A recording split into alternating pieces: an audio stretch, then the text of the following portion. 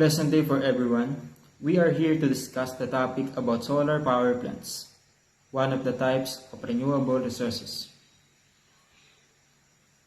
In this discussion, these are the following presenters: Kashmir Acosta, John Lander Ducos, Jose Marie Garobo, Gilbert Gaviola, Laika Marie Patangan, and Michael Jan Uy. To start with, let us first discuss how do solar power plant works. So let us read. Solar power plants use the sun's rays to produce electricity. So, let's proceed to our topic which called photovoltaic power system. Ano nga ba ito? It is a non-mechanical device that converts sunlight directly into electricity. This is how solar cells looks like, which is being used in photovoltaic fireplace. Black solar panels absorb light and generate electricity more efficiently than polycrystalline blue solar panels. Usually, the black solar panel are monocrystalline while the blue solar panel is polycrystalline.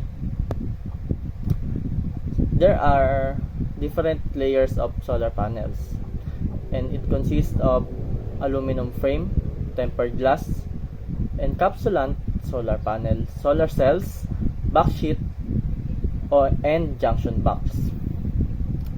So, here are the another solar panels that have a different component: glass, anti-reflection coating, metal grid, N-type silicon, P-type, and metal plate. So, let us start with the first thing that happens inside a solar cell when sunlight strikes it. For maximum efficiency to occur, the solar panel must absorb as much energy as it can from the sun. The more energy it absorbs, the more energy it can supply. In this picture, here is the thing: somewhere around 5% of the energy from the sun is already lost due to reflection once it hit the glass, which is the top of layer. Dito is kapag nag-reflect na yung araw sa part ng solar panel na tempered glass, ay 5% na agad ng energy from sun yung nawawala.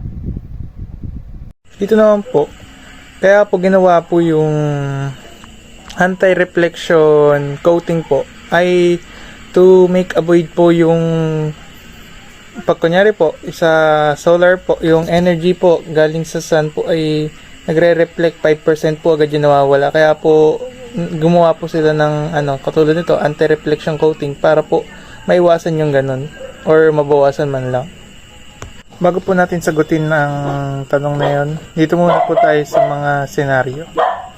Dito po makikita po natin na meron pong sunlight na tumama po sa ating tempered glass, at makikita rin po natin na yung sum of energies po nito ay nag-repel po.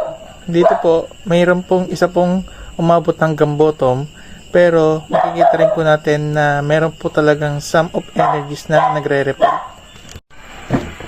Dito naman po sa second scenario, almost the same lang rin po. Kahit na makapunta po ito sa bottom, meron pa rin pong sum of energies na nagba-bounce back. Ngayon naman po, kapag yung mga kumpanya po ay naglagay na po o nag-apply na po ng anti-reflection coating po, yung mga sunlight po na tatama sa tempered glass po ay meron pong less or pinaka-onting-onti na lang po na tatapon na energy. Pero yung energy po na yon ay pupunta po sa bottom into system. Then, pag naman po, pag dito po makikita po na sa scenario number 3 po, pag yung po pumunta po sa bottom, magre-reflect po ulit siya into tempered glass, then babalik po ulit to sa system. So next naman po tayo dito. Dito naman po sa next slide po natin ay naipaliwanag na po natin, pero babasahin ko pa po ulit. Anti-reflection coating lets the light, but mostly it doesn't let the light to be reflected out. It also makes some of the reflected light to get back. Certain manipulation is being done during manufacturing achieve that characteristic. Dito naman po sa next slide, mayroon pong tanong, what if just let the light strike the silicon junction without any more barrier on top? Dito naman po, bakit daw hindi pa agad yung silicon junction yung ipatama agad sa araw? Ang sagot po dyan is, the silicon being a semiconductor is a bit shiny. Exposing directly to sunlight may lose about 30% of sun energy due to reflection. Kaya nga po gumawa po ng mga layers para po mabawasan yung ganun po. So, dumako naman po tayo kung paano po natin ma-achieve ang photovoltaic effect. So, sabi po dito, to achieve a photovoltaic effect, we need a material which when struck by sunlight, or tinamaan ng sunlight, will exhibit some characteristic of a conductor. So, dapat daw po ang materialis na gagamitin natin kapag ito ay tinamaan ng sikat ng araw, yung characteristic niya ay magiging kahawig ng isang conductor. So, ano nga ba ang characteristic ng isang conductor? So, review question muna tayo. So, what is happening inside a copper conductor when there is no presence of voltage across it? So, sabi po dito, it is a valence electron is free to move, transferring from one atom to another in random. So, ang nangyayari daw po sa isang copper habang walang presence ng voltage, yung valence electron na yan ay patuloy na magta-transfer from one atom to another in random. So, ang ibig sabihin, ang dapat daw po natin gamitin na material sa solar panel ay may karakteristik na kagaya ng isang conductor na kapag tinamaan ng sunlight ay may kakayahang makapag-transfer ng atom to another in random atom. So, anong element daw ba yung may ganitong karakteristik? So, dito napapasok yung silicon kasi siya yung may ganitong karakteristik. So, sabi dito, when the silicon semiconductor absorbs energy from the sun, the photons that the sunlight has could knock down an electron out of its orbit within an atom. So, make it free to move within the system at random. But note na hindi lahat ng silicon ito. So, this silicon is manipulated in manufacturing so that it can exhibit this kind of characteristic. So, kapag tinamaan ng sikat ng araw ang isang silicon semiconductor, ang nangyayari sa kanya is the photons within the sunlight may tendency na ma-knock down niya na mismo yung orbit. Ma-knock down siya mismo sa orbit niya. So, ito po makikita natin sa picture na ang silicon ay nasa form ng covalent band kasi ito ay equal at all sides na mayroong bonding. So, once ito po ay tinamaan ng sunlight, matutulak ng photons o mananakdown niya ang mismong electron na meron sa silicon, sa mismong orbit niya. So, yung electron po na yon ay freely move na siya at it can transfer from one another to another randomly. At itong process na ito ay nag-occur dahil sa visible light na gawa ng araw. So, another thing na dapat ma-achieve ng isang silicon ay it can exhibit the characteristic ng isang battery where there is an imbalance of charge of both sides. Pero ang silicon ay walang kakayahan na magawa ito na mag-isa. So, kaya dapat kailangan magdagdag pa ng ibang substance upang magkaroon ng imbalance of charge at yun ang tinatawag na doping process. So, another thing na dapat ma-achieve ng isang silicon conductor para siya ay maihalintulad sa isang karakteristik ng isang battery ay kailangan maka-create siya ng PNG junction, yung positive and negative junction, making the two sides of the junction positively charged and negatively charged. So, dito na papasok yung doping nga. So, may question tayo dito. What substance should be used as a dopant for the silicon to become negatively charged? Yung pangalawa, what substance should be used as a dopant for the silicon to become positively charged naman? So, ano daw ba yung klase ng substance or element na gagamitin natin upang magamit ang silicon as dopant to become negatively charged and positively charged? So, punta po muna tayo sa periodic table. So, ito po. So, makikita po natin dito yung silicon and the atomic number po niya is 14. So, ang battery po ay may positive and negatively charged. So, para po magkaroon ng imbalance charge, gagawa po tayo ng positive and negatively charged. Kasi hindi po kaya ng silicon lang na mag-isa, kaya kailangan po ng silicon na may makakasama siya. para magkaroon ng imbalance charge. So, ang tawag po sa isasama natin sa silicon ay dopant. At ang tatawag naman po sa process na gagawin is doping. So, doon po muna tayo sa gagawa ng negatively charged. So paggawa ng negatively charged is dapat mas madaming electrons para magkaroon ng negatively charged. So, makikita po natin sa table na malapit ang characteristic ng phosphorus at mas marami itong electron kaysa sa silicon. So, makakapag-produce siya ng mas marami electron, magiging negatively charged siya. So, ito po yung gagamitin natin as dopant sa paggawa ng negatively charged. So, dito naman po tayo sa positive side.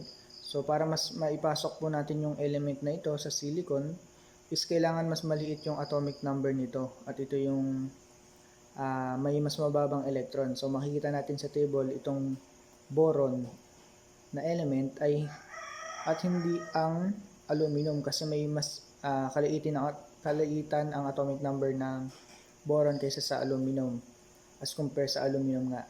So that's why mas madali natin maipapasok ang element na ito sa bonding ng silicon. How do solar cell works? On the N-type side, phosphorus is being used as a doping material, while on the P-type side, it's boron. Phosphorus and boron were the material used to modulate its electrical, optical, and structural properties. We can see with this lattice structure with phosphorus as dopants, because phosphorus have 5 valence electrons, there was 1 extra electron on the structure. Meanwhile, on this lattice structure with boron as dopants, because boron had 3 valence electrons, there was 1 valence of silicon that was left unpaired, so meaning it has a missing electron. So now on this lattice structure of p-n junction in a solar panel, because n-type have an extra electron and p-type have a missing electron, n-type will have a negative charge while p-type will be positively charged. Now let's talk about the p-n junction. Since there is a rush of electrons from the n side towards the p side, the charge of two sides will be reversed, making the boron dope p side become slightly negative, and the phosphorus dope n side slightly positive. Now, on the depletion region, this is the barrier between two sides that was quickly made due to the rush of electrons between two areas. In here, equilibrium is reached, then the electron stops flowing. An electron field is created. The silicon junction is now exhibiting the characteristics of a battery. So yun, papatamaan natin ng sikat ng araw yung ating PN junction. So, alam naman natin na yung yung N side is sa may taas. So, base dito sa ating picture o sa ating chart, nasa taas ang ating N side and nasa baba naman ang ating P side. So, itong nasa gitna na to na kulay pula is depletion region. So, kapag itong sa N side, pinatamaan natin ng araw, so yung mga silicons doon na merong photons, so mag-accumulate ngayon siya sa ating depletion region. So same as dito sa ating mga holes sa ating P side. So mag-accumulate sila sa may depletion region. So kung ilan yung nag-accumulate na free holes, ganun din yung mapoproduce na silicon na free electron. So after nun, babalik sila sa kanya-kanya nilang form. So yung free electrons, aangat ulit sila, and yung holes bababa ulit sa may P side. So next. So eto dito sa ating chart. So gaya sabi ko kanina, yung free holes bababa sila, and yun yung free electrons sa tataas. So ano naman mangyayari kapag yung mga free electron is bababa na sila papunta sa kanilang holes. So, dito kapag naglagay ka ng supply ng energy, so yung mga free electrons na to is pupunta sa holes. So para mag-prepare sila. So magpo-produce sila ng electricity. So ito, sabi ko kanina, sunlight enters the n-type side, then penetrates the depletion region. This process knocks on electron out of the band, as many as it can, creating a pair of free electron and holes in the depletion region. So yun, kaya sabi ko kanina, kung gano'ng kadami yung holes, gano'n din kadami yung free electron na makikreate. So pair sila. The electric field drives the pair out of the depletion region.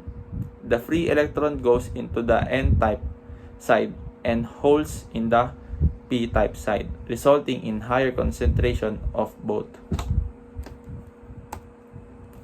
So ito yung sabi ko kanina na maglalagay tayo ng supply ng energy. So dito makikita natin sa ating chart yung parang bulb, yung bulb ito. So itong mga free electrons na to, dadali siya in uniformly way, so papunta sa ating mga free holes. So yun. Next, paano naman kung mas makapal yung p-type na side kaysa sa n-type? So ito matatawag na heavily doped and lightly doped. So, paano mangyayari?